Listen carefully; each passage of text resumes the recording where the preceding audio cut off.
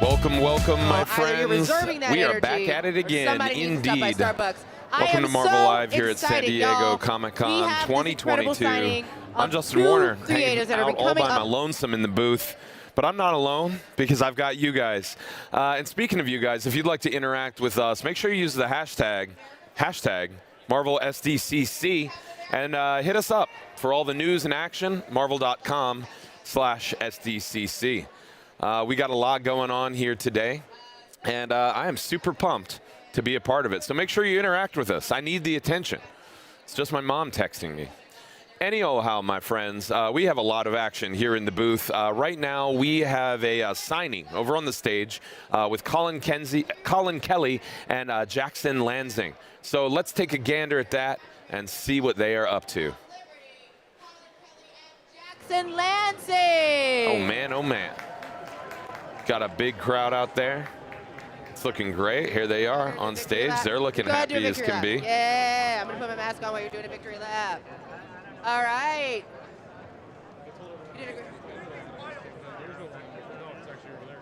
You got to grab a mic so they can hear you. He's very excited. This is really wild for us. Yep. All right, so tell him what. So Jackson. Hey. Colin. That's me. Hey. Tell them why it's wild for you, Jackson. What was that? Tell them why it's wild for you. Because this is our home show. We've been coming to the show for 15 years. I have been in this crowd for 15 years. This is our first time stepping on stage at the Marvel Comics booth. The stories that raised us. This is deeply it's a big personal moment for us. I'm not going to cry, I swear. Yeah, our first book we ever dropped was 9 years ago, and from 9 years from there to here is just absolutely unreal. So I love that because you're both working on now Captain America, Sentinel of Liberty, and I'm going to hold up this beautiful poster art that we have here. Carmen Carnero Is a beast. So for anyone who hasn't gotten to pick up the first two issues, what is this series about? Captain America Sentinel of Liberty follows Steve Rogers as he steps back into a more civilian lifestyle. He's been on the road, he's been in spy-fi for years, he's been behind holographic bunkers and deep in dark rooms, and it's time that he step back into the American public and see what it's like to be a normal person. So Steve moves back to his apartment that he grew up in Lower Manhattan. I know the MCU one comes from Brooklyn, but Marvel Universe Steve actually grew up in Lower Manhattan, turns out. And he is stepping into a normal life. He's learning how to have neighbors and take digital art classes and be a human being. He's got to learn Procreate, right? I mean, it's 2022. He's being Steve Rogers, not just Captain America. But what he's about to discover is a mystery that extends all the way back to the beginning of the Shield, a mystery that gets to the heart of that symbol, that star, those circles. There we go, that shield right there, that shield right there. And we start to learn a secret about this that will change the way that you perceive Captain America, his shield, and his legacy forever. So what I love is that y'all are not just friends, but you have been partners for a really long time. You went to school together. Yep. Rumor has it you didn't like each other the first time you met, but you became friends. Indeed. And, what is it like working with a writing partner, and how actually does this work? We do a lot of fighting. No. Yeah, left hand, right hand, exactly. No, we started our friendship first. We were friends first before we ever got started working together, and the truth of the matter is writing is a lonely sport. You will spend a lot of time in a hole trying to bring your vision to the page. And I will guarantee you, it is so much more fun when writing becomes not just work, but play. When you're with your best friend telling stories that get you both excited, that's how you know that you really have something special. As opposed to how it works, basically we get together because we both have day jobs. We both still, Colin works at USC. We have, we don't get to write all day long. And so what we do is we get together every Thursday, every Sunday, and we have for 15 years, and we just talk and figure out story, break everything in half, and write together. And at this point, you can't really tell where I begin and he ends, which is why we call ourselves a hive mind. I love it. Okay, Hive Mind, are you ready to do some signings? Yeah. Oh my God, yes. All right. So if you're here for the signing, you're going to get in the line. The staff is going to lead you up here. Please make sure that you have on your masks. Our amazing creators are going to put theirs on, and they will be signing these amazing posters for you. Thank you so much, Jackson and Colin. You are very welcome. Woo, woo, woo.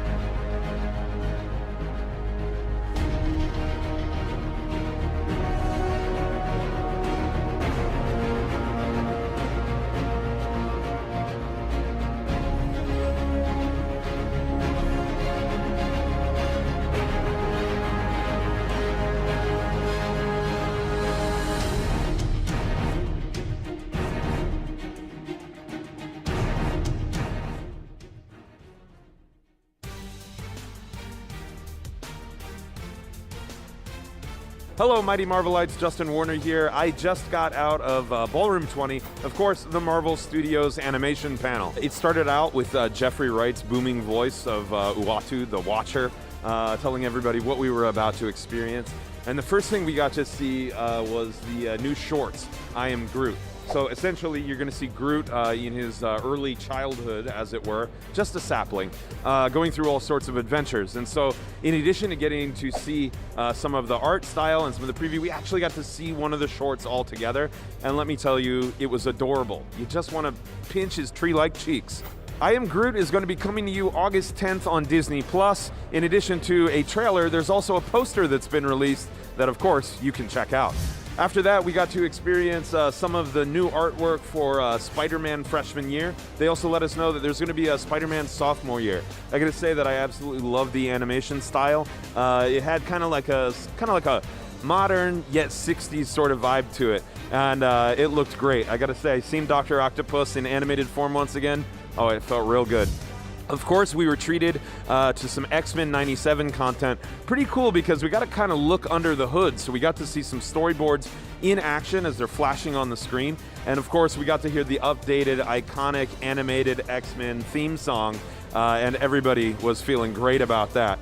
A lot of sentiment and a lot of emotion in the crowd. So if you're ready for those X-Men nostalgia vibes, you're gonna get them in the fall of 2023. And great news, my friends, a second season is already underway. But my friends, the thing that everyone got hyped for was learning about What If. What If is gonna be back with not just one new season, but 2 new seasons. And on top of all of that, we got to see a trailer for it, and it looks as mind-blowing as ever, if not more. We actually got to stick around and see an entire episode from the new season, of which I will not spoil for you, but let me tell you, Captain Carter fans are going to be pumped. Speaking of the best things, like What If, that zombie episode, we all remember it. The zombies are getting their own little series, and I am excited to see that. We got to see tons of concept art from it, and my friends, be prepared for the gore, is what they say. My friends, that is the tale of the tape here at Ballroom 20 from the Marvel Studios animation panel. Justin Warner, signing off.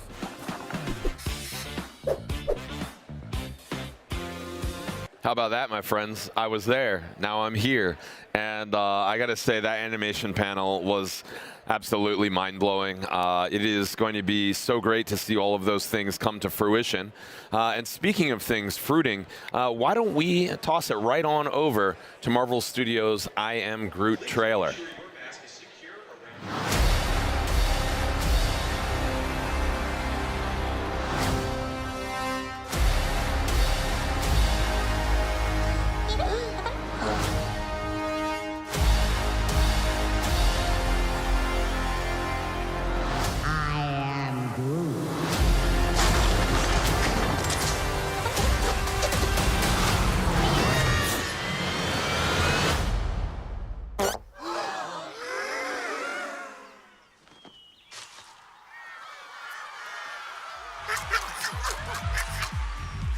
I'm Groot. I am Groot. I am Groot.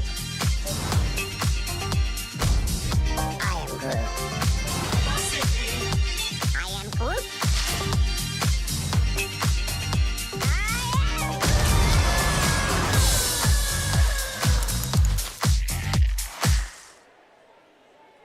My heart just melts every time I see that little feller. Was that not just like cuteness overload? Oh, man. That was so wonderful to get to watch with all of the fans and reporters in that animation panel, and I'm glad you got to see it now. Speaking of things that you want to see, check out Colin Kelly and Jackson Lansing over here at the signing. Looks like they're all having a great time over there. I can see my colleague, Angelique Rocher. And yeah.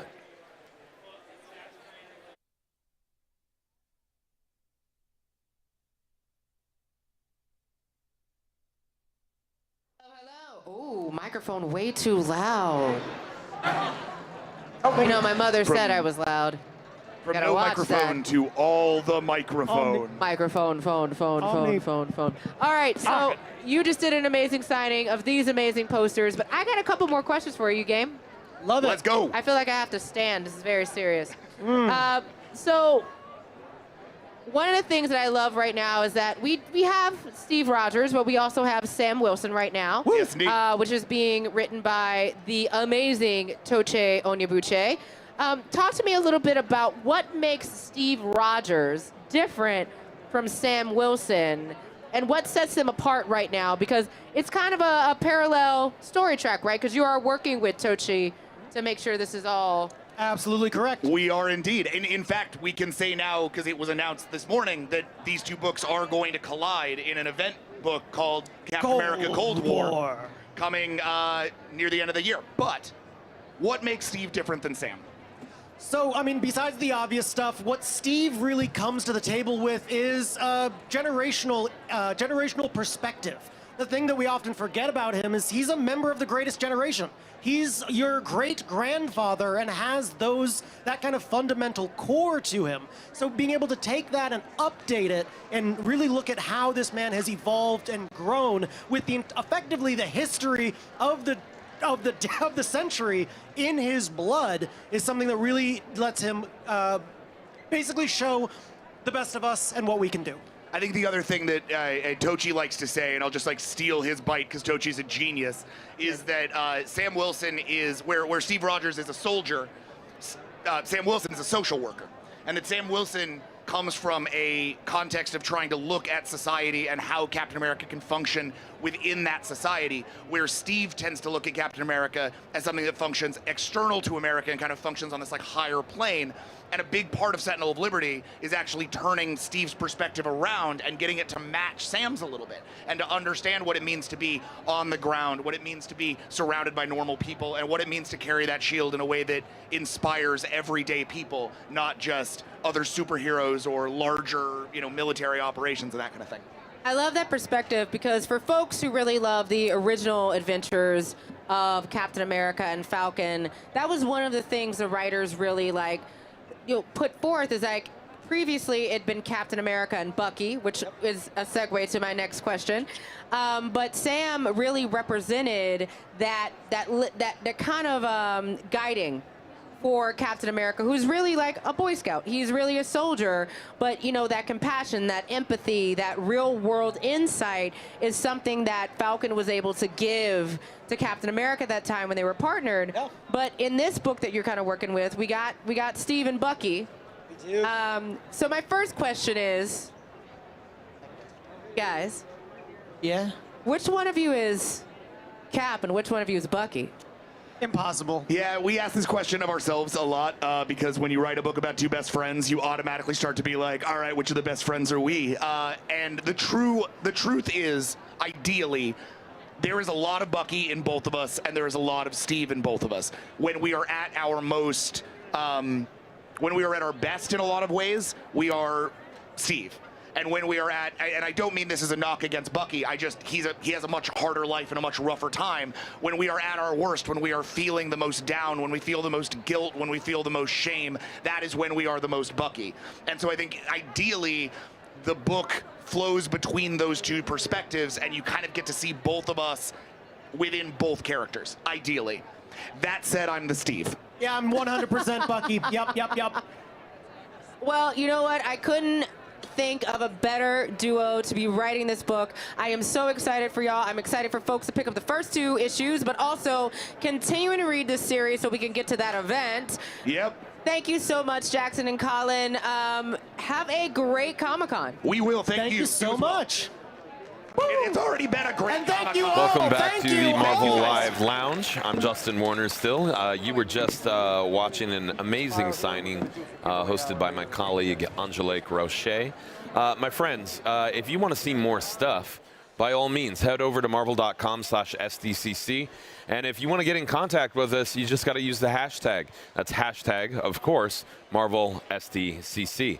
My friends, we still have a lot going on. We are over the hump of this Comic-Con, but we've got a great little day planner hooked up for you so that you know exactly where to be and when.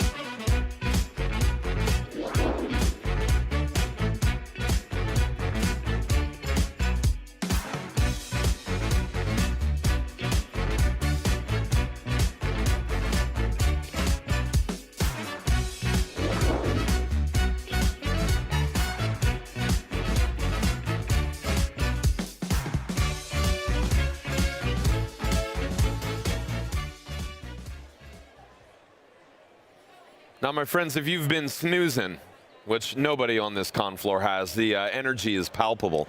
But if you've missed out, the good news is we sent our roving reporters and more to gather all of the information up into one easy-to-digest package. Check it out.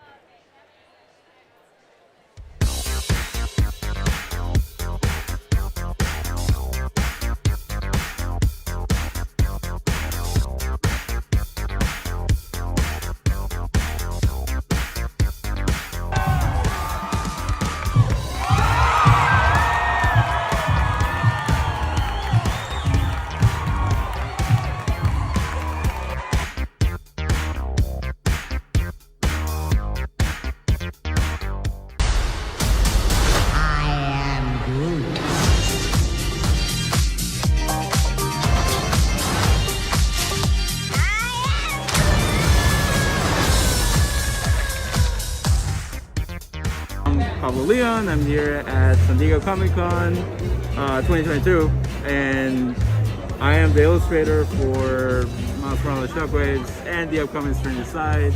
I'm really excited for everyone to check out the second one.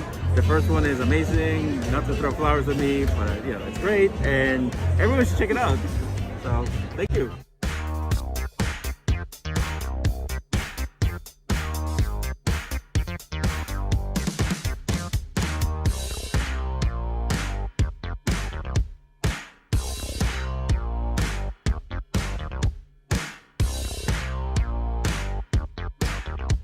I'm Brad Winterbaum. I'm the head of streaming and animation at Marvel Studios. It's so great to be back at San Diego Comic-Con. I know you're all excited to see what announcements are around the bend. We had a great animation panel today, and of course, Kevin Feige is going to do the giant all-age panel tomorrow. I'm not going to give any spoilers, but stay tuned. There's some amazing stuff coming.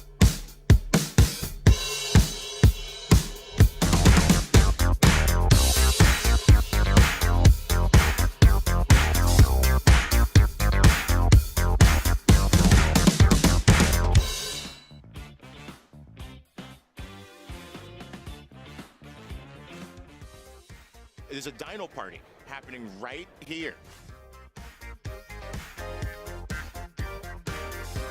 If you look under your seat, it's a sleeping bag because we're going to be hanging out here for a minute. Normally you don't want to spoil things, except at Comic-Con you do want to spoil things. All of them. You know what they say, with great power comes great inflatability. Come on, guys. That was great. They wrote that for me. It's right here on the card. They are great conversation starters. And sometimes stoppers, dead in your tracks.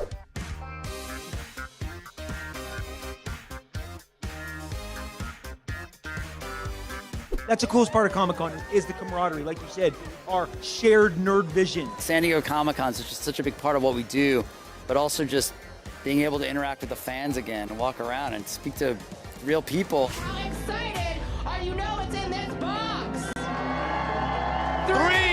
3, 2, 1. This is something that you can say you were the first to have, and it's, obviously it has authenticity and it's amazing. If you do get all 6 stones, be kind. No, if I get all 6 stones, I will be able to control all the sharks. I spend most of my days locked in a room writing at a computer. It's just nice to be out amongst people who enjoy your work. I just have to live 4.5 more years and we can get to Spider-Man 1000. Having worked on Cap in the early days, and then seeing him transition from his first movie into the Avengers and then all of his subsequent designs, I'm really proud of the idea of being able to chart that journey over all of those movies, and then the idea of trying to take Spider-Man and bring him into the MCU and what that was going to look like. X-Men 97, just being able to hear that theme music, I don't know about you guys, but I'm when I hear it, I'm 11 years old. Oh, it brings tears to my eyes every time. Marvel, your universe.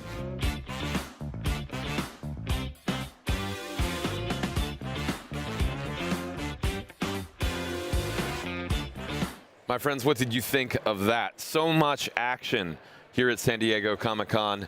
And, you know, Marvel is just bringing it, representing. Speaking of bringing it, they brought it straight to my Twitter timeline. When I woke up this morning, there was a headline trending for me all about those ECG gemstones that were in that Infinity Gauntlet. My friends, it's real. Like, that was no normal Infinity Gauntlet. It's real gemstones. So incredible value. You can see the armed guard that we hired to take care of it. And that thing is so completely majestic. I may have to renegotiate my salary here if I ever wanted to acquire it myself, but I digress. It was certainly a showstopper, and people were just oohing and eyeing, and all of that happened right here. If you missed out on that big reveal, the good news is we've assembled it into another beautiful package. Take it away.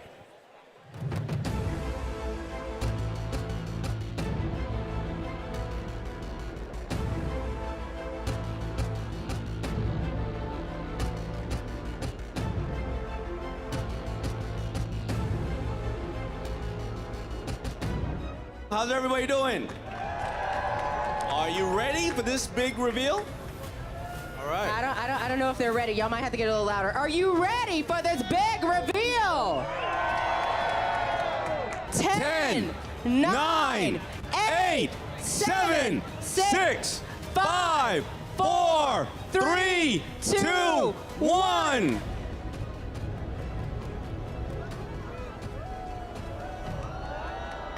Well, that was a very powerful reveal. What are we looking at here, Mr. John? We are looking at real Infinity Stones. Each one of these stones collectively are 150 total carats worth of precious gems in a spectacular Infinity Gauntlet displayed, curated by my friends at East Continental Gem.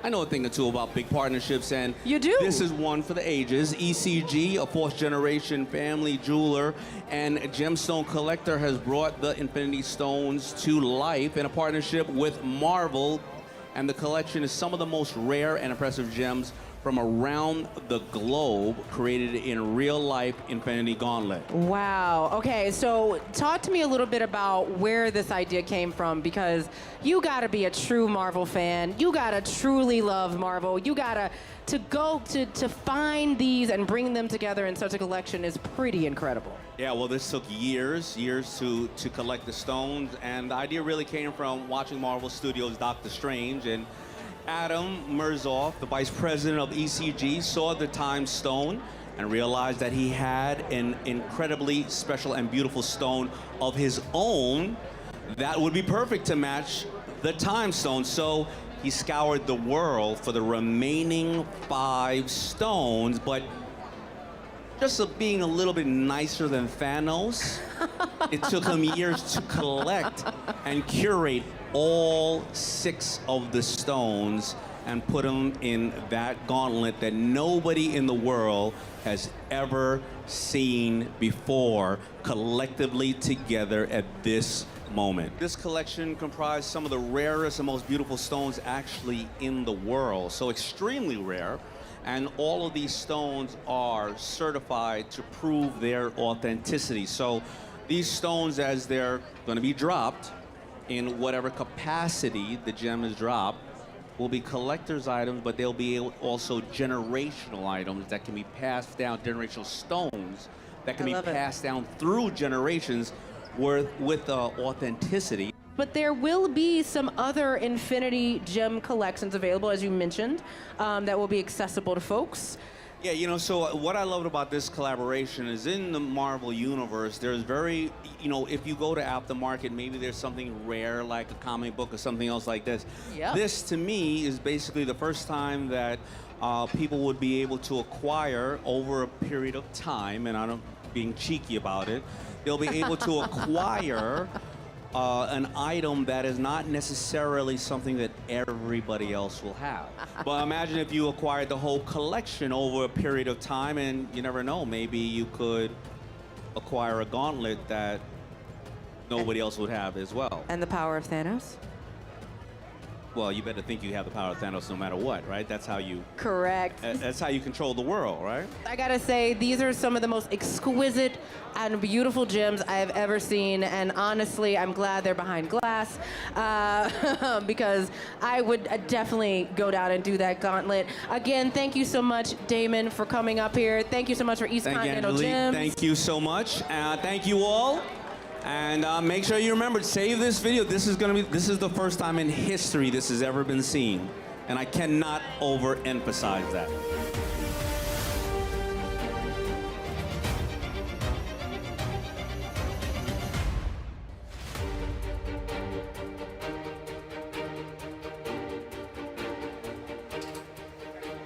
Well, how amazing was that? I mean, oh, so epic.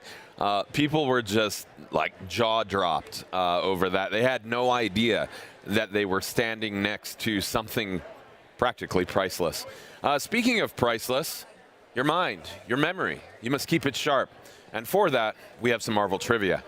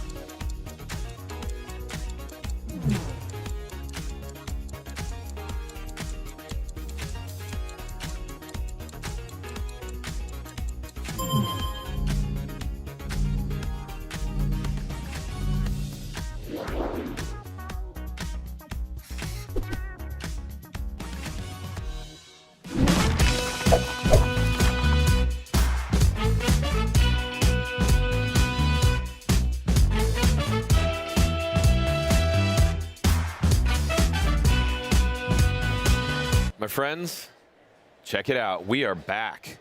Look at the crowd that is amassing here on the stage. There's me hanging out all by my lonesome. Poor me. Yeah, right. Are you kidding? I'm surrounded by so much excitement and excellence. And if you want to join in on that conversation, make sure you use the hashtag Marvel SDCC, and make sure you head on over to marvel.com/SDCC for more of the detailed coverage that we're providing here. Now, my friends, if you all know me, you know I love a good box. And before me, I have 4 boxes from RP Minis, and I get to open them up right now. It's just like an unboxing video, but live. How cool is that? So these fun little collectibles are available where books are sold. Black Panther and Thor are on sale right now. You can check them out at the booth number 1116, I believe. I think that's 1116. And then these 2 good guys are available for pre-order, but they will be on sale this fall. Shall we open them?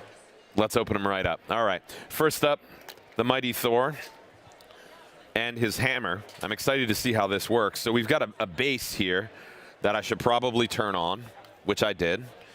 And then I can lift it. I'm worthy. Cool. And then check this out, my friends. When it contacts, boom.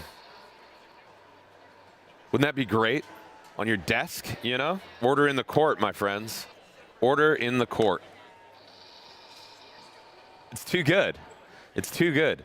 So I got to say, I absolutely love that, and I'm one for desk ornamentation. I don't know if you are, but I certainly am.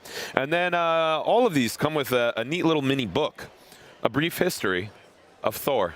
So that way you can catch up if you need to. You know, take a little break from work and see what's going on. Oh, man, and it's got really great images in it. I didn't know there would be pictures. But look, there's Gore the God Butcher right there. Who would have thought? Thor's greatest adversaries, all sorts of fun stuff in here that I'm sure you can use to wow your colleagues. Where should we go next, my friends? Let's check out the Iron Man helmet. And I'm real excited about this guy. It's got some heft to it. It's really got some weight. Matches my hat. And then let's check this out. How do we activate it, you might want to know? Like so, but I don't think I turned it on. Oh, yeah, he's glowing. He lit up. Well, my friends, I guess there is only one thing we can say about this fine collectible from RP Minis, and that is it's lit, fam. All right, let's check out the mini Iron Man book in here. Again, A Brief History. I'm loving that. And, yeah, oh, man, presented by Stan Lee in here. I'm loving it. Look at this iconic cover just hanging out in there. It's perfect, you know, and I feel like, you know, when I'm at my desk, looking at the creativity of others is often enough to inspire some creativity of my own.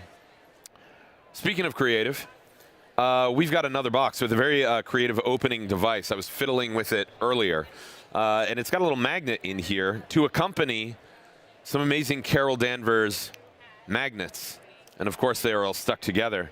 But look at that, right? That'd be great on the fridge. And, of course, if you want to get hyped for the Marvels, you gotta have the pin here with that iconic insignia. I mean, look at that. Too good. And then lastly over here, my friends, what do we got? Oh, boy. Light up Black Panther. I'm all about it. A deluxe 3.5-inch display that illuminates. Let's investigate. All right, I got to turn it on. I've got it on the slow fade mode, but my friends, something wild is happening on stage. My buddy Langston's up there, and he is hyped because this is a big moment for him and for all of us at home. Right now on stage, my friends, we've got the Marvel Studios, Doctor Strange and the Multiverse of Madness, signing with the one and only Bruce Campbell. I know you want to take a gander at this, so let's just watch it, see what happens. Ladies and gentlemen, you know him from his starring roles in Army of Dead, and Army of Darkness, and I'm so excited. Army of Darkness and Evil Dead. He is now the one and only Pizza Papa from Marvel Studios. Doctor Strange in the Multiverse of Madness. Welcome to the Marvel booth, the icon himself, Bruce Campbell.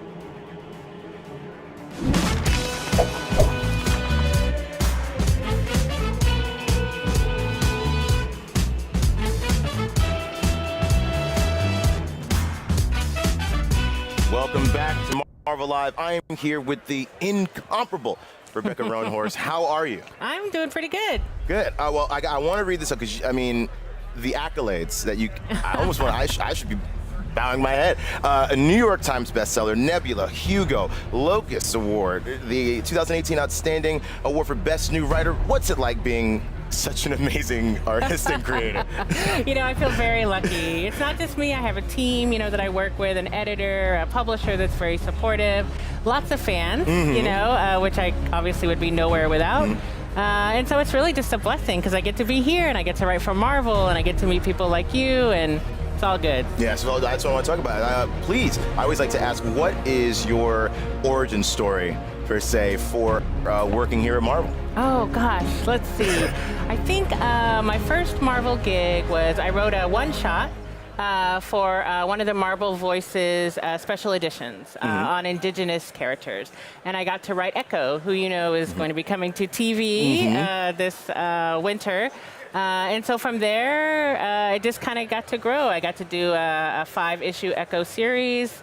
I did another one-shot, and of course this October, and we'll talk about that a little bit, I'm branching out and I'm doing a whole new cast of folks. Oh, it's so good. So you talked about Echo, a character that many people have just come into knowing through Marvel Studios Hawkeye, which is Through so Hawkeye, exciting. yeah. What has it been like to kind of really delve into this character and expand her story and really essentially showcase this character for the Marvel Universe and the Marvel fans? Yeah, so all credit to David Mack. He was the creator of this character. But to have someone like her, someone who's indigenous, who is also deaf, and who is just a badass fighter, which is sort of my favorite kind of character to write, has just been a lot of fun. She didn't have a whole lot of backstory built in. We knew a few things from her previous run, but I really got to build that out. And of course, in my series, she develops the Phoenix power, or she's given the Phoenix power. So, wow, just be the most powerful being in the universe, and let's see what we can do with that. So I had a lot of fun. It was really cool. Was that an email that it's like, hey, just if you want to use the Phoenix Force, just go for it. Go for it. Yeah, absolutely. Right. No, yeah. So you also worked on Marvel's Voices. Yes. And so I really want to ask you, please talk to us about the importance of working on Marvel's Voices as Native American, elevating that part of the human tapestry that is life.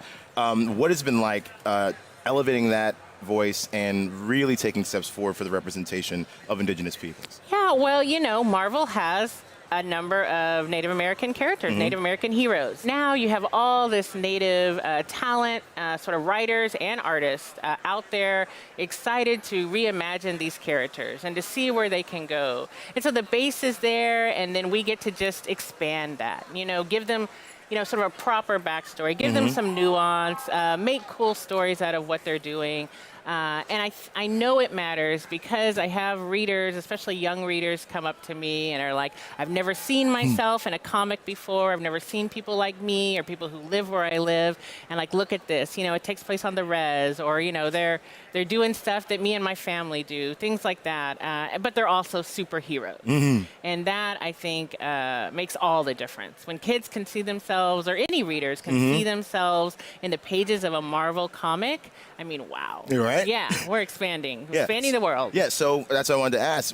What advice or sage words would you have for some of our Marvel fans out there, younger, older, of all ages, that want to see themselves represented and want to start writing those stories? What was some good advice you can give to those young creators that may be working with you hopefully someday? Gosh. So I think everyone has a story to tell.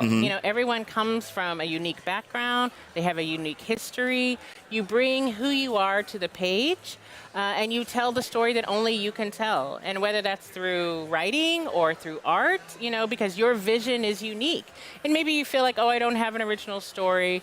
But, there aren't a whole lot of original stories in the world. What you have is an original experience, and that's what you bring, sort of to the table. So if you're interested in writing for Marvel or for anything else, just do it. Just start now and keep practicing, and you never know when you get that call or that email, you're going to be like, I'm ready. I'm ready.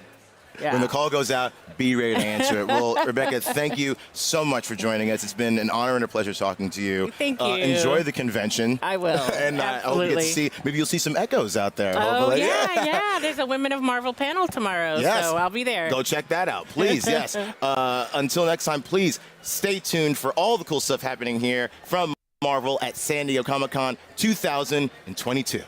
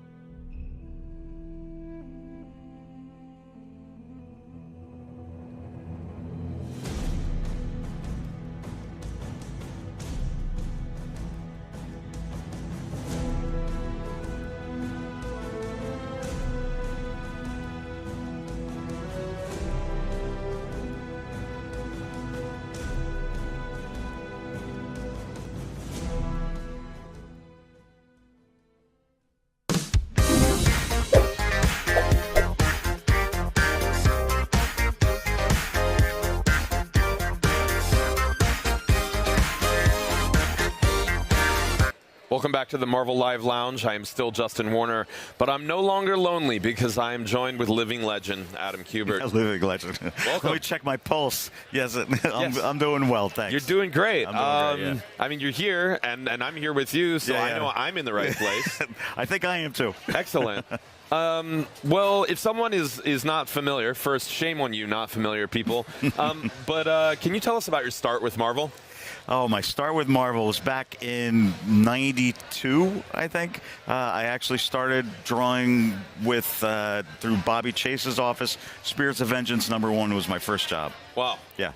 I mean, what a great first job. Yeah. And the interesting thing was I signed an exclusive contract in '94, and I'm still under it. Wow. Yeah. Incredible. Except for a 3-year stint someplace else. I understand. Yeah. Well, thank you for not mentioning it. So I think a lot of people know you for work with Wolverine. Yeah. But what are you working on currently? I'm currently working on, and I think they just announced it today somewhere, or at least I hope, Dark Web Dusk #1, which is a bookend, the first part of a bookend event. There's Dark Web Dusk and Dark Web Dawn. So Dark Web Dusk is a 30-page issue that kicks off the Dark Web event. Dark Web Dusk, or I'm getting Dawn, Dusk, I don't even, which is first, I get it, the chicken or the egg.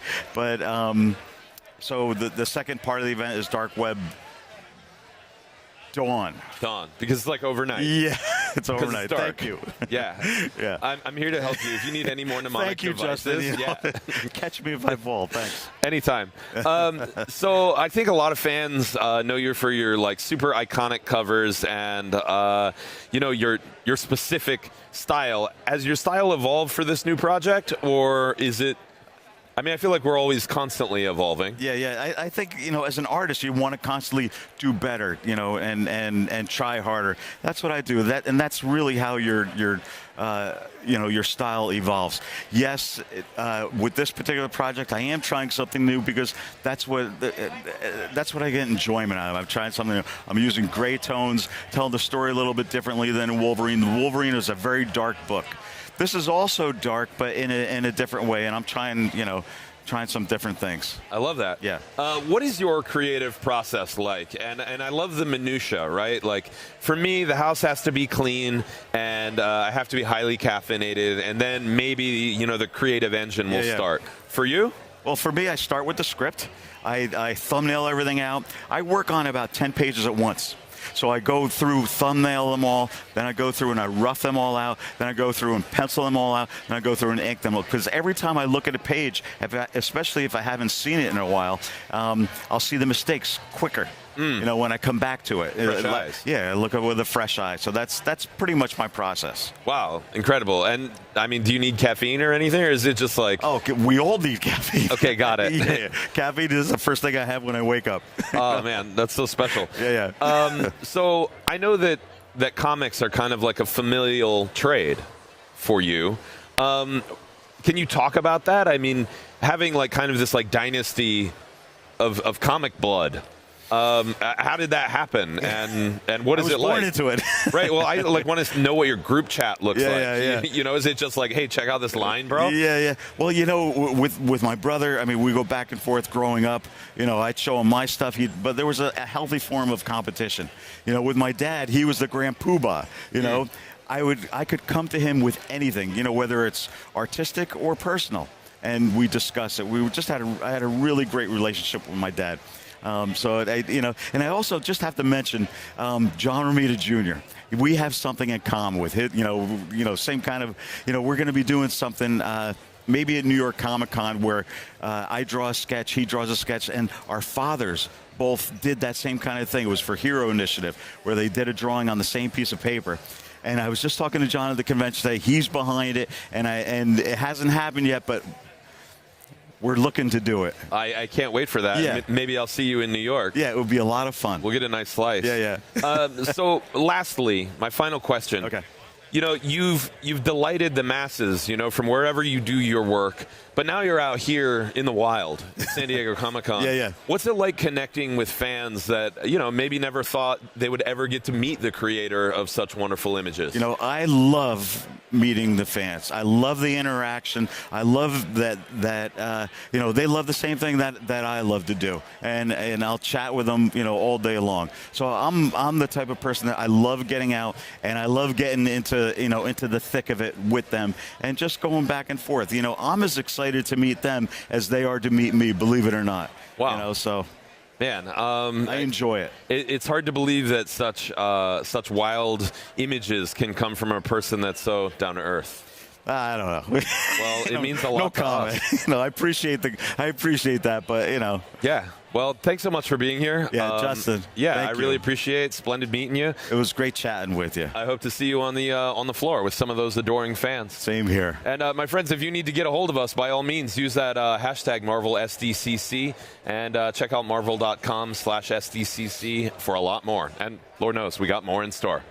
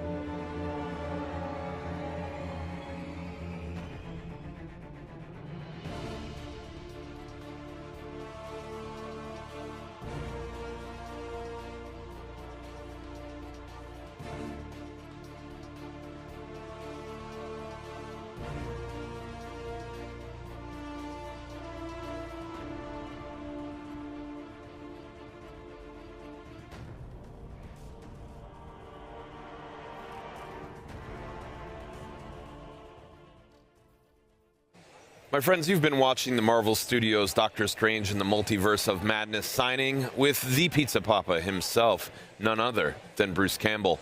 It is lit, fam. And, my friends, if you want to be part of the fam, make sure you tweet at us and talk to us. And use that Marvel hashtag Marvel SDCC. And hit us up over on marvel.com/SDCC for anything that you may have missed. Speaking of things that you might be missing some organization in your life. So the good news is we've made a handy-dandy day planner for people like you. Let's check it out.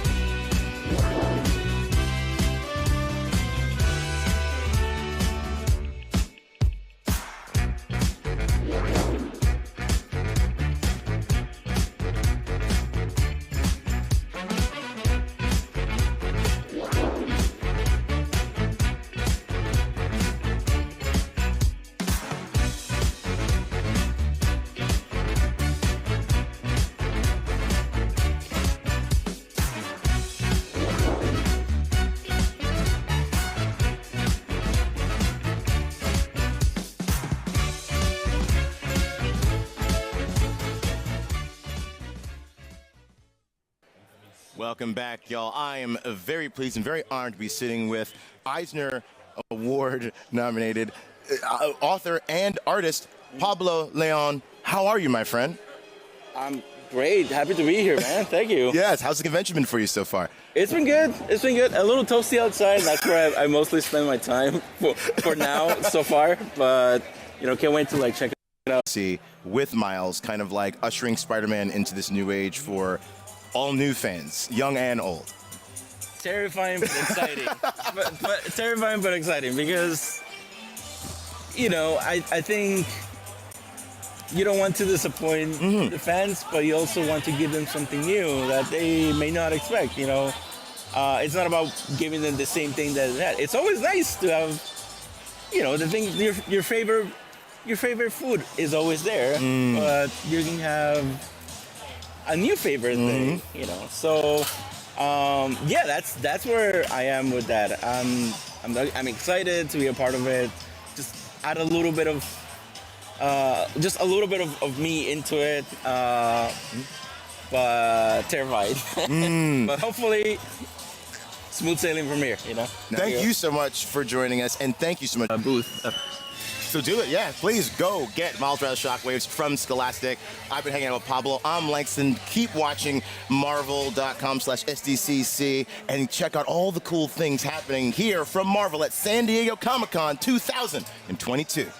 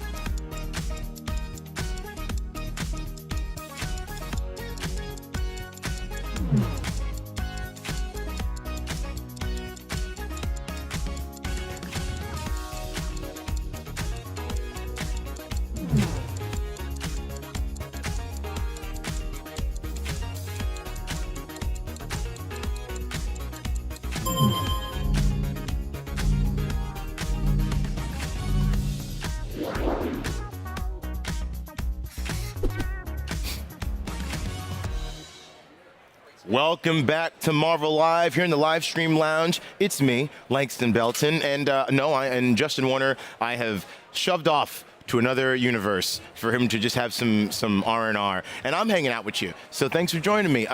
Listen, it has been an amazing convention, and we want to know how you're feeling about it. We want to talk to you. We want to engage with you. So please use that hashtag Marvel SDCC on all social media platforms, wherever you want to be social, and whatever media you'd like to use. And be sure to go to marvel.com/SDCC to keep up with all the news, announcements, updates, all the cool things happening here at the Marvel booth at San Diego Comic-Con. And listen, it just died down. We just had the icon himself, Bruce Campbell, on stage doing a signing, the Pizza Papa himself from Marvel Studios, Doctor Strange in the Multiverse of Madness, and that was awesome. It's always great to have cool things happening here at the booth.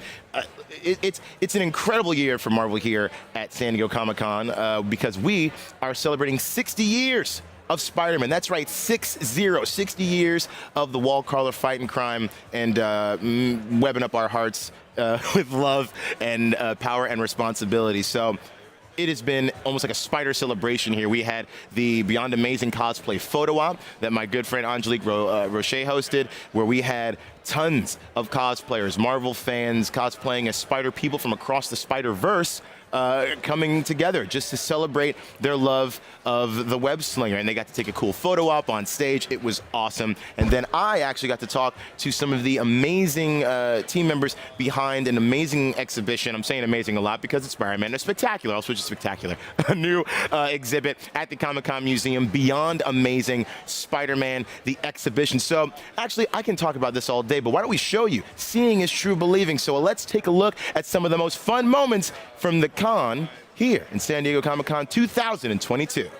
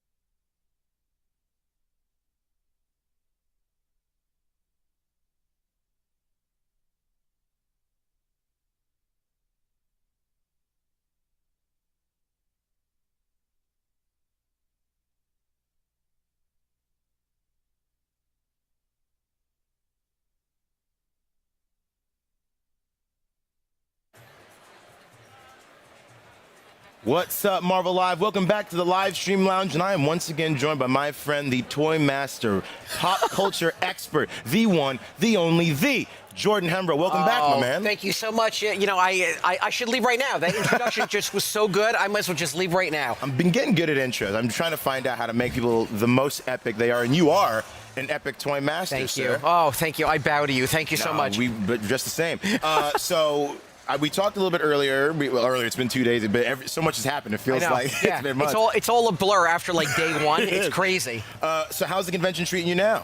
Good. You know, we've been out on the floor. We've been talking to Marvel fans, talking about everything exciting about this year's convention. You know what the funny thing is the attendance might not be as what we've seen in the past, because in my personal opinion is a little bit lower, but the energy is like double. Like everyone is so excited to be back. Everyone is so excited to talk about all things Marvel, everything coming up, everything that's going to be announced, everything that has been announced. All in all, a great convention. Yeah, and we're very lucky to have you also helping us with our partners at Whatnot that have an awesome installation here. Whatnot. If you haven't, check it out. Whatnot is awesome. Please tell us about your collaboration with Whatnot and how that's together collaborating with Marvel. Sure. So basically, Whatnot came to us and said, we want to basically curate an incredible collection of Marvel history. Some items are being shown right now. We went out, look at that beautiful vintage Mego dolls from the 1970s. What we're doing is we're actually going to be able to give away a instant Mego collection. So for anyone that did not have Megos as a kid, you get an instant collection. Beautiful Fantastic Four, first edition of Black Panther. Beautiful original artwork from Mysterio. This is Toy Biz artwork that comes from the original artist. Hulk lunchbox from the 1970s. We actually went and found old store stock, never been on a shelf, from Aladdin Corporation. This is all pristine stuff. Avengers #1. You can't get better than that. Right? 1963. All this stuff is going to be available on Sunday, and Whatnot, as you know, they're giving it away. It's absolutely incredible. Yeah, and so now we've been talking about toys. You're talking about some of the amazing finds that you've. I want to kind of pick your brain. Yeah. Take us through us looking for those things. How do you go about it? Yeah, what is that process like? Basically, we got a call literally like on a Tuesday, and we started hitting the phones that Tuesday afternoon. We started calling people that we know. We started calling collectors, other dealers, literally around the world, saying, listen, we've got a big mission from Marvel. This is Marvel mission #1 for us, you know, and top priority. We started making phone calls, word of mouth, okay? And by 12 o'clock that night, we started fielding in like photos and emails from everyone saying, you know, we've got this, we've got that. So then you have to start making the decision, because we wanted to really take care of Whatnot. We wanted to take care of our partners at Marvel. We started looking for the rarest of the rare. So if there was like 100 of one, we said, nah, not enough. We need something rare. If we wanted something even, you know, super, super rare, that was priority #1. We actually found a very rare Captain Action Spider-Man, which we talked about yesterday, one of only 4 in the world. That artwork that you saw, that Toy Biz artwork, that's one of one. It's from the artist. It's the original artwork used in the Toy Biz line for Marvel, for Thanos, for Mysterio. It's the only one. Some lucky winner from Whatnot is going home with a one of one original piece of artwork tomorrow. Incredible pieces, incredible stuff. Well, Jordan, thank you so much for joining us. I'm going to be joining you Sunday at 1:45 here at the booth. We're going to be doing that Whatnot giveaway. I'm so excited to be with you. We'll be again tomorrow, the dynamic duo. Yes, I know. We're back again. Thank you so much for Jordan Hembrough, the toy expert himself. And please stay tuned for all the cool stuff happening here at San Diego Comic-Con 2022.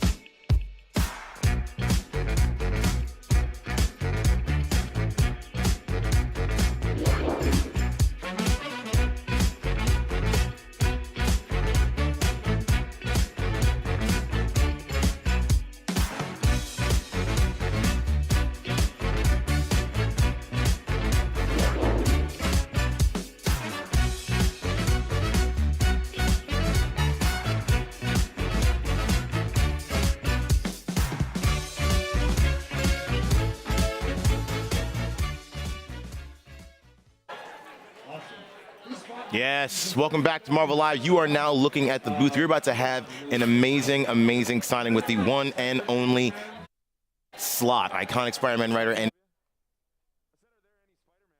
we got my boy Justin Warner on there, Celebrity Chef Justin Warner, that's what I like to call him. We got 20 seconds until Dan Slott takes the stage. So I believe soon, we almost got 10 seconds. Listen, this booth is going to get packed real cool. This is so cool to watch. Yes, we're going to go soon to the stage. My friend Justin Warner is counting down 8, 7, 6. Let's go now to the stage to check out Justin Warner and his signing with Dan Slott. That you are going to make some legendary amount of noise over here for the amazing Spider-Man writer and co-creator of the Spider-Verse, Mr. Dan Slott.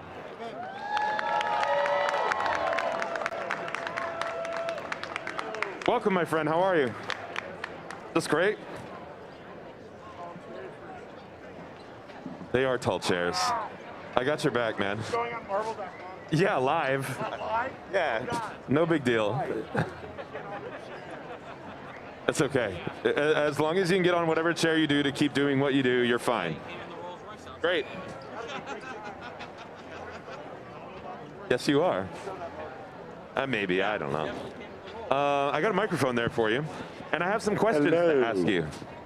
Hit me. Okay, great. So, you are so iconic. Oh, God. Yes, that you've been name-checked in an Easter egg or two across Marvel media. I want to know what your favorite's been. My favorite is a street in Italy. Oh, yeah? Yeah, in Spider-Man Far From Home. Nice. I must have missed this. What's it say? Something like Calle de Slotto. Wow. And Ned and Peter argue like right in front of it. I love that. Yeah. I mean, that's got to feel good. What's that feel like? Do they tell you in advance? No, it was a complete surprise.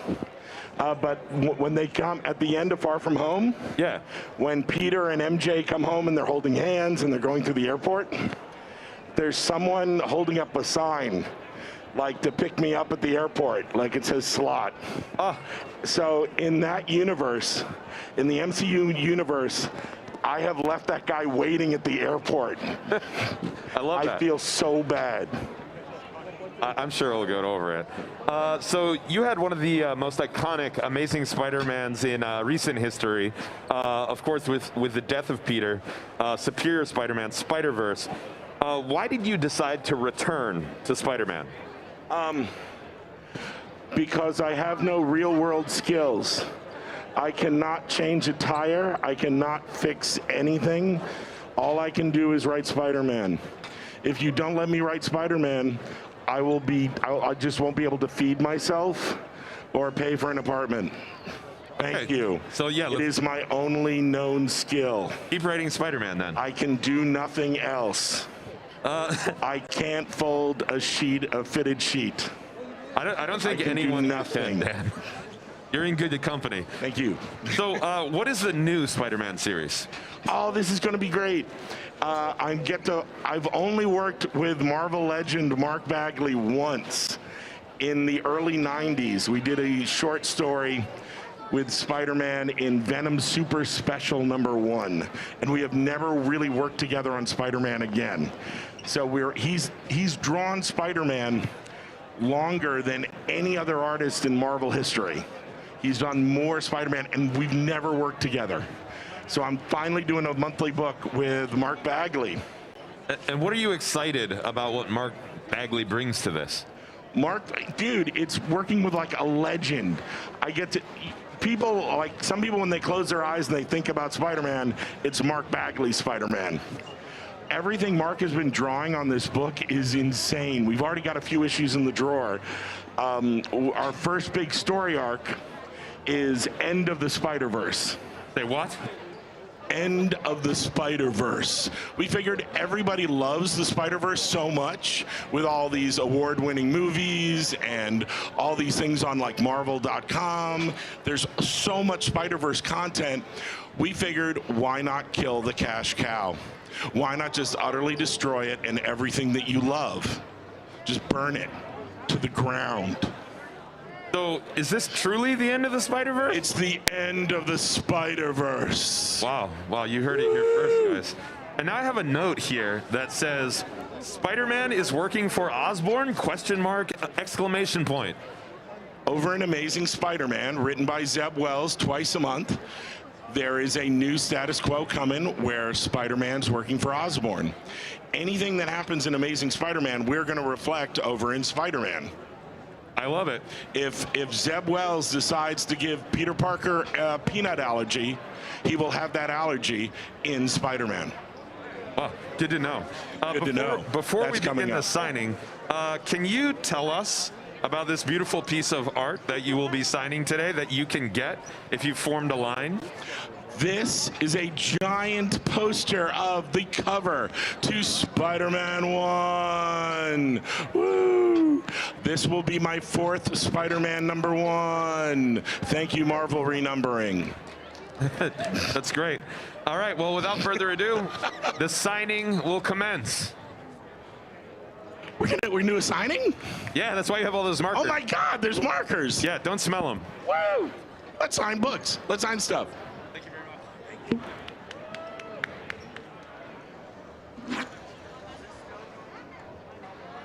Yeah.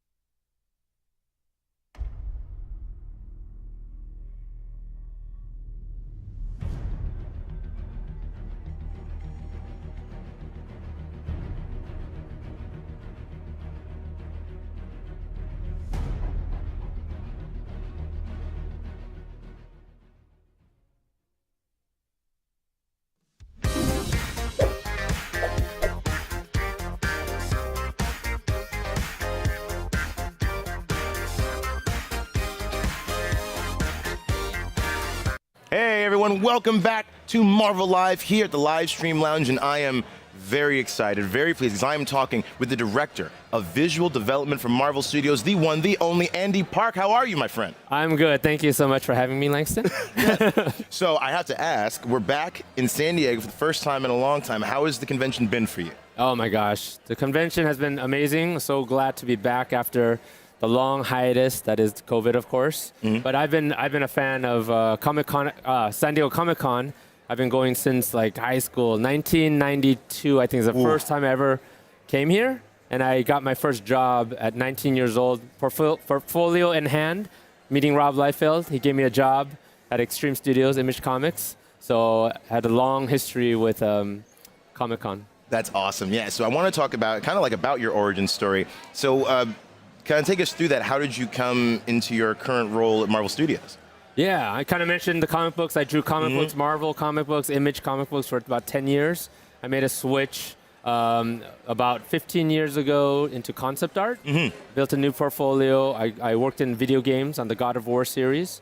And then around that time, I met a guy named Ryan Meinerding. You might have heard of him. Yes, I did. We talked to him earlier, yeah. Charlie Wen, and they were forming the newly, the visual development team at Marvel Studios. Kevin Feige, knowing that there's going to be an interconnected group of movies moving forward, leading to the Avengers, they hired me to start working on the Avengers. So I've been working at Marvel Studios since 2010. It's my 12th year there, and we've been designing the characters, doing keyframes, coming up with the look and feel of the films, working with Kevin, all the amazing directors for the past dozen years. It's been a ride. I can't imagine. I can't imagine. Speaking of that ride, these movies have grown, and it seems like every new Marvel Studios that comes out, it's bigger and more vibrant and more awesome. So what has it been like to see the Marvel films grow and evolve over the years since you started illustrating and now working with studios? Yeah, I mean, it's been amazing because I was a fan, right? I started off as a fan.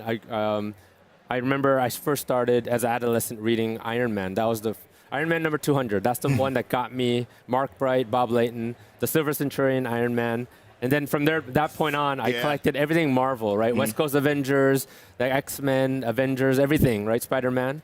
And then, sorry, I lost my train of thought. Yeah, I just remind me what your question was. No, again. I wanted how you felt about the journey of seeing Marvel films grow. Yeah. Yeah. So I also get distracted when I think of the Silver Centurion armor. Totally. So I remember as a fan watching Iron Man 1, right? And seeing Nick Fury come out. I was in that theater, just like everyone else that were hardcore fans, my hands raised in the air, knowing exactly where they're leading to, right? But it was something that I never thought would ever happen as a fan, that you could have main heroes all together in what can be a movie called The Avengers. So to be a part of this, seeing the evolution, watching Iron Man 1, watching Captain America, Thor.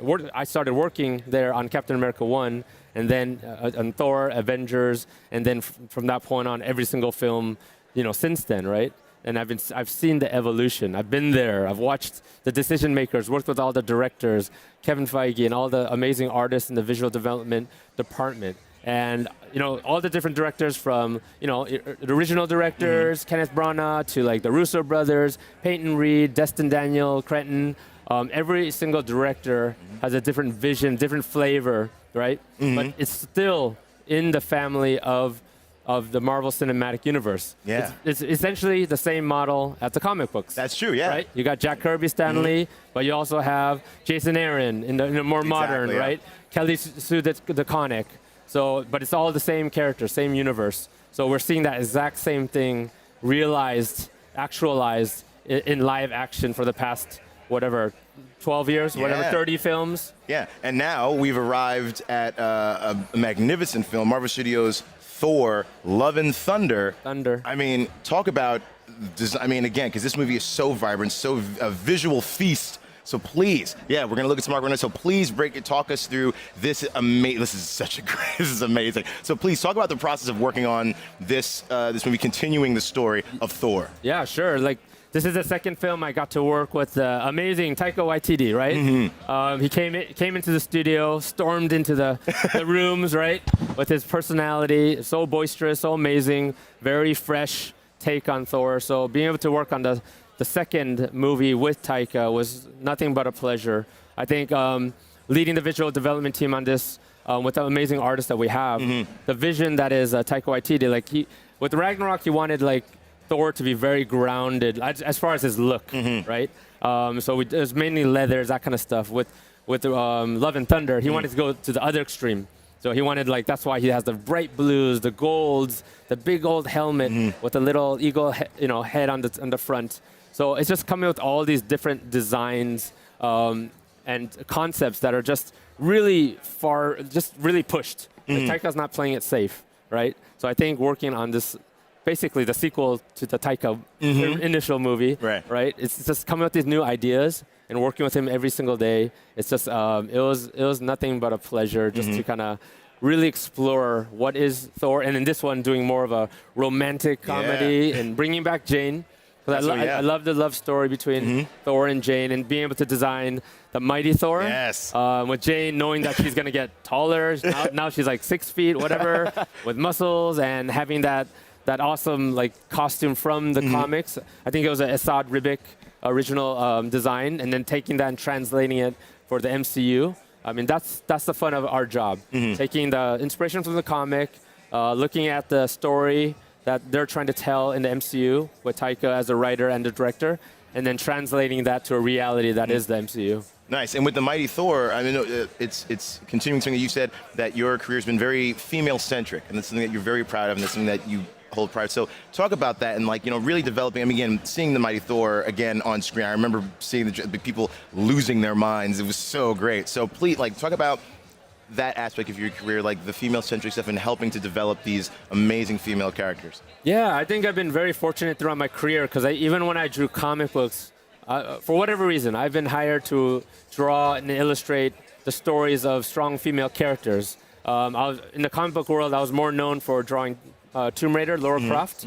And then once I joined the MCU, a lot of the characters I have had the honor of designing, from Black Widow throughout all the films to Scarlet Witch, to I helped design Gamora and Mantis, Captain Marvel, Wasp, and then more recently with the Mighty Thor, Jane's Mighty Thor. So it's something that I'm really proud of, that I've been able to help bring the story of these strong female characters into the MCU, because each of them have their own aspect. They're all different, right? But then they, not only in their look, but in who they are as a character. Like, I love the story of Wanda. Yes. Right? She's such a tragic character, but she's so powerful. And then you have a character like Black Widow, who doesn't have any powers, right?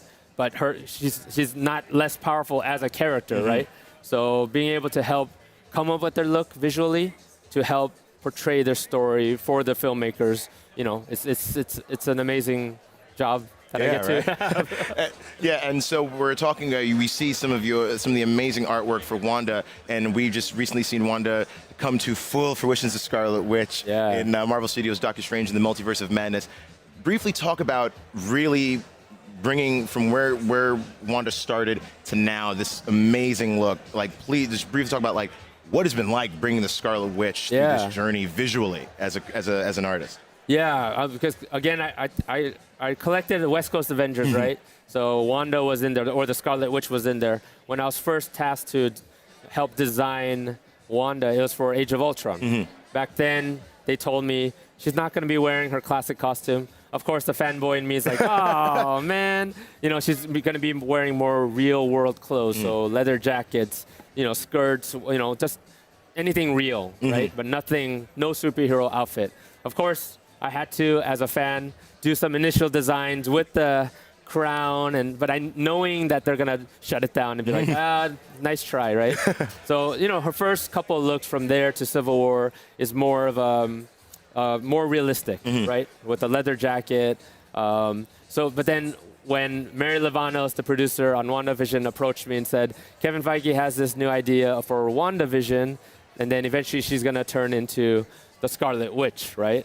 So then, of course, the fanboy in me is like, yes, finally, I'm going to be able to help tackle the classic look without doing the swimsuit, essentially. Exactly, yeah. And also not knowing that they would do that in the Halloween episode, right? So I was going for, like, the more, what is her version of the superhero costume inspired by the comic, and then of course playing with the crown, right? So during that time, they were kind of like, is it going to be just an effect? Is it going to be like a solid crown? Of course, I was always trying to push for like, it's got to solidify. Yeah. Like I want to see that solidify. So, you know, thank God Matt Shackman and the leadership, you know, agreed with that. And then we got to see her come to full fruition as the Scarlet Witch, right? Yes. So I remember going to that close to the final fitting with Elizabeth Olsen and costume designer Myers Rubio and specialty costumers in Ironhead. Ironhead. And then being amazed, seeing it there, you know, Elizabeth Olsen putting on the crown and the costume, all of us were like oohing and awing, and then seeing the final result in WandaVision was just like, you know, watching with my family, the final version at home on Disney Plus, and just getting chills to see her, you know, come to life as the Scarlet Witch. Yeah, I just got chills you breaking that down because it was such an incredible moment and such an incredible visualization and realization of that character. Andy, thank you so much for joining us. It's been an honor and a pleasure to pick your brain and hear your story working with Marvel Studios. Hopefully we'll get to talk again. I just want to talk to you all the time about all the cool designs that you've done over the years. But we are going to take a break and we're going to come back, but stay tuned for more here from Marvel here at San Diego Comic-Con 2022.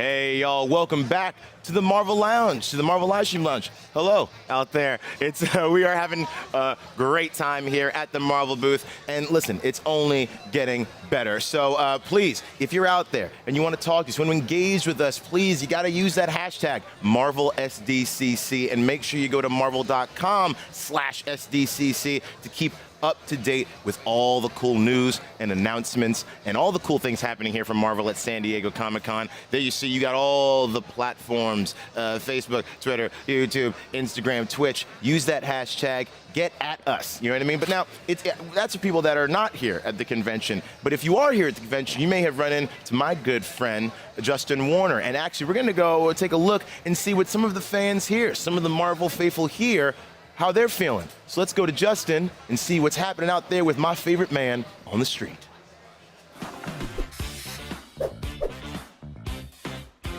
Johnny and Sue, Pietro and Wanda, T'Challa and Shuri. The Marvel Universe is loaded with siblings, and I'm gonna find out who are the favorites of all. It's time to beat feet, because I'm the Marvel man on the street.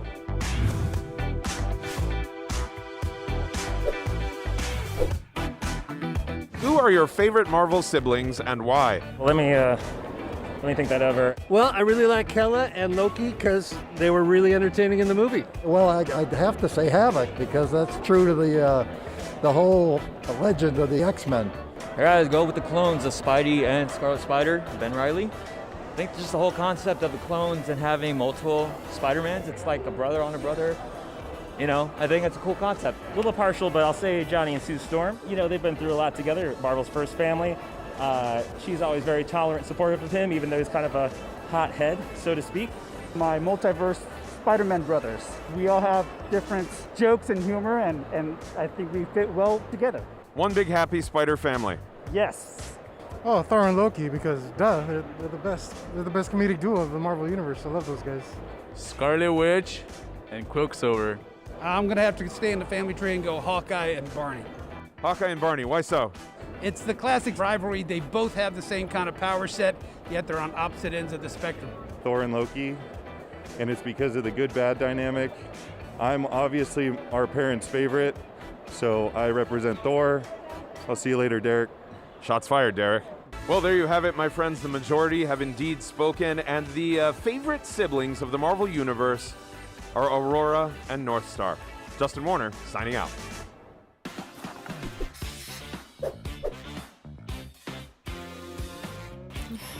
Hello, everyone. Welcome back to the Marvel Live Stream Lounge, and I am honored. I am pleased. I'm just tickled to pieces to be hanging out with incredible voice actor and titan of nerd fashion, Ashley Eckstein. How are you, Ashley? How are you? Oh, thank you so much, Langston. Good to see you, and hello, everyone at home.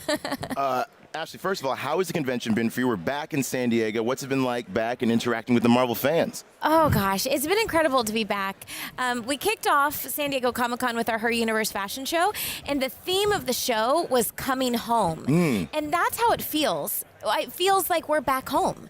Home is a place where you just feel welcome, where you feel comfortable, where you feel happy and full of joy.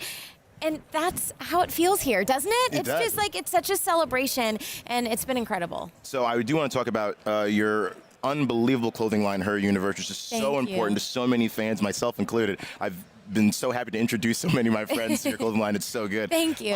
So I want to pick your brain about what goes into both creating a fashionable, cool thing to wear that also is infused with the energy of a Marvel character. What is that like finding that balance?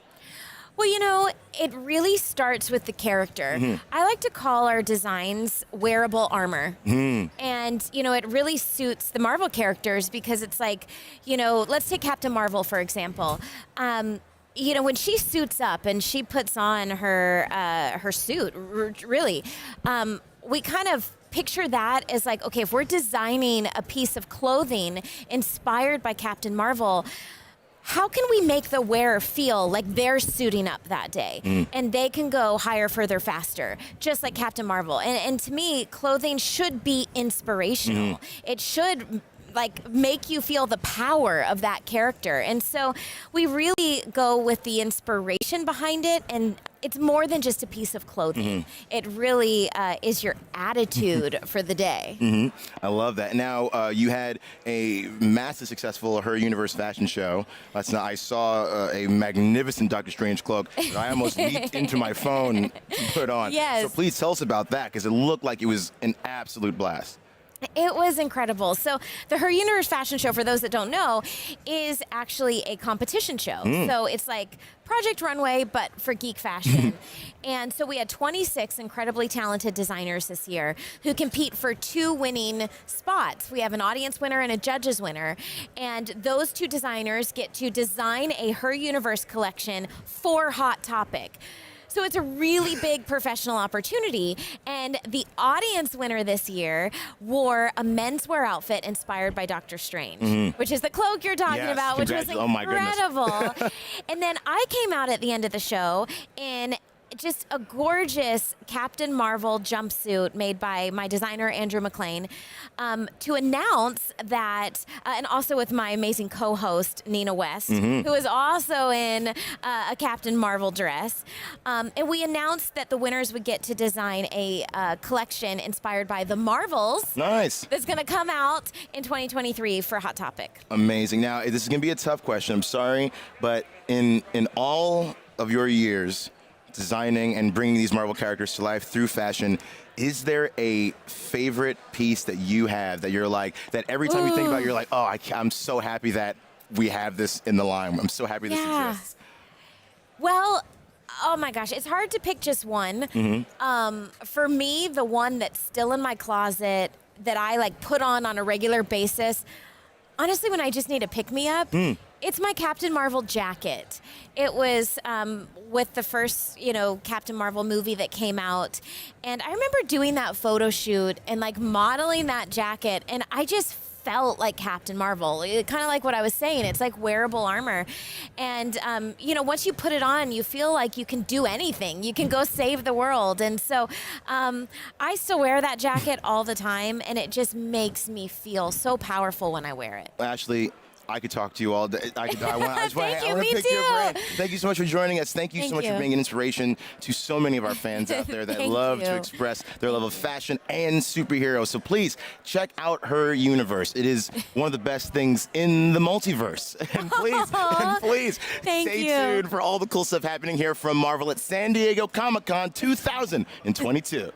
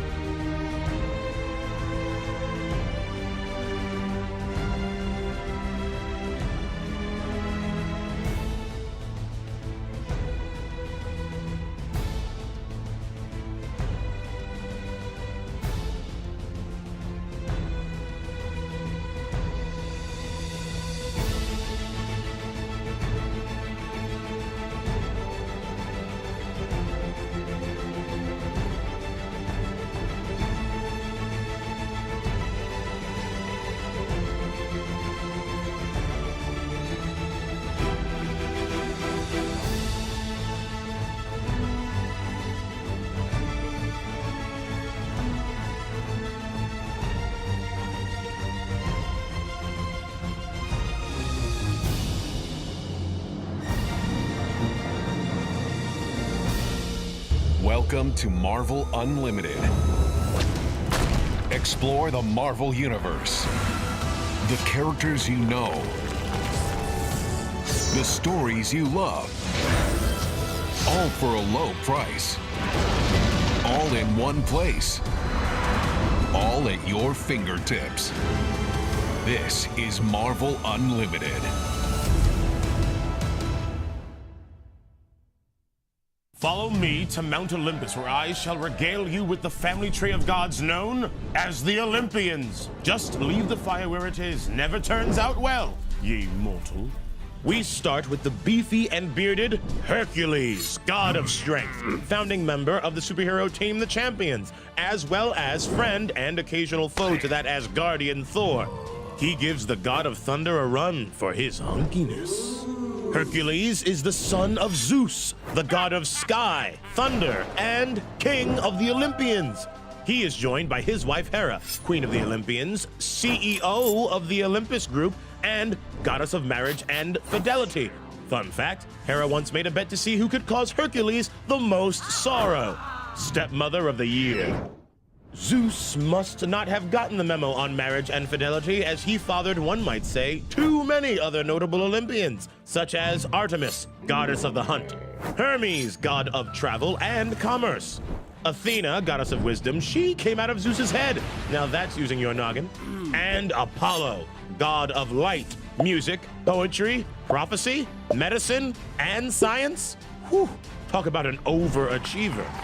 Zeus and Hera are also the biological parents of Hercules' fellow Olympians, Hephaestus, god of fire and metallurgy and the Olympians' blacksmith, and Ares, god of war, helmet connoisseur, and, surprise, the other half of that awful sorrow bet with Hera.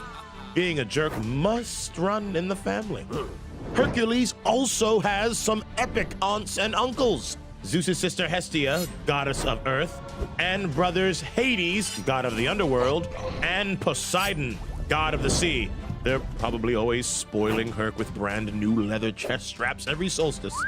This pantheon certainly is complicated, as many have teamed up or tried to kill each other over the centuries, but at least we know that the incredible Hercules is an Olympian we can call friend.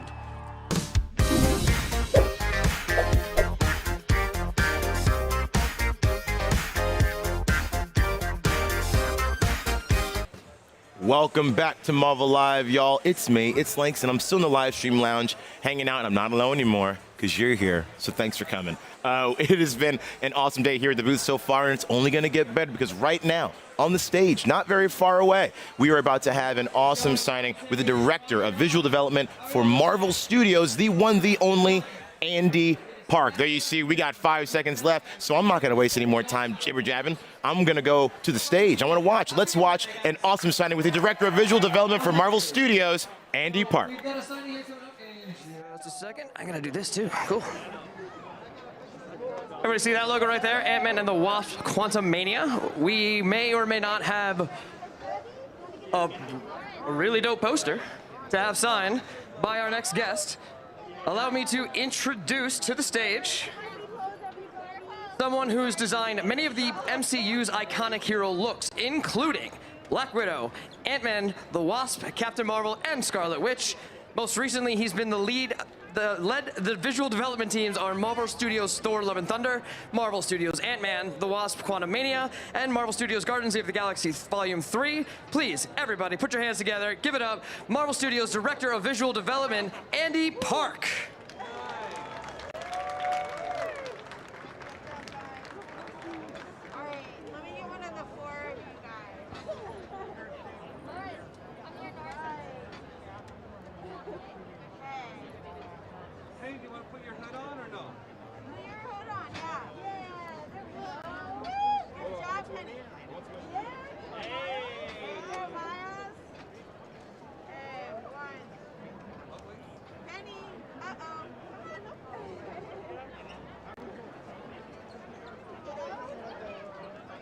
So sorry, guys. So sorry. Sorry.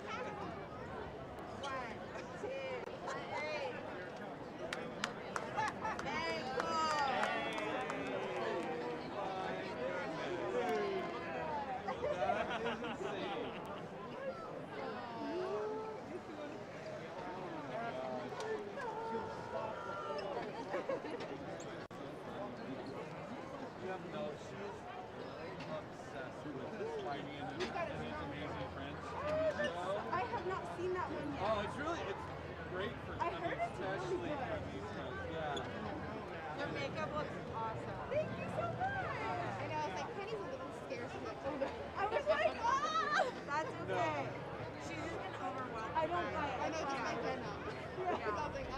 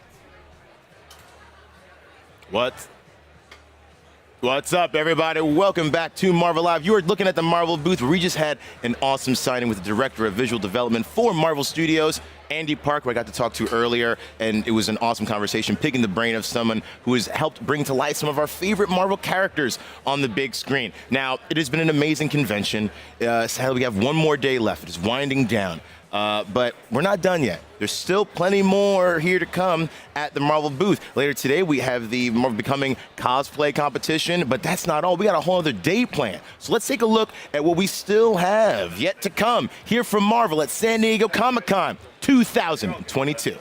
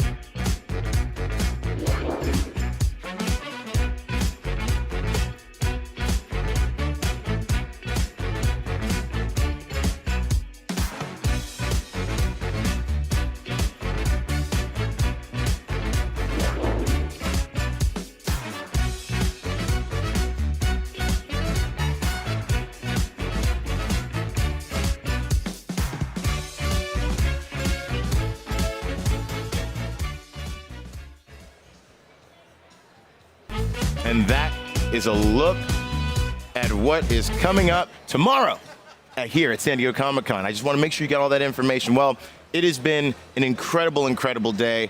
We're winding down here. We're winding down this live stream, but it has been such a pleasure. Thank you to everyone that watched. Thank you to all the amazing guests that stopped by that we got to talk to. We're going to be back. We're going to be back. We're not done yet. We're going to be back tomorrow, 2 p.m. Eastern, 11 a.m. Pacific. And again, use that hashtag MarvelSDCC and Marvel.com/SDCC. You can visit to get all the news and updates from all the cool things happening here at Marvel. But until then, I'm Langston Belton. This is Marvel, your universe.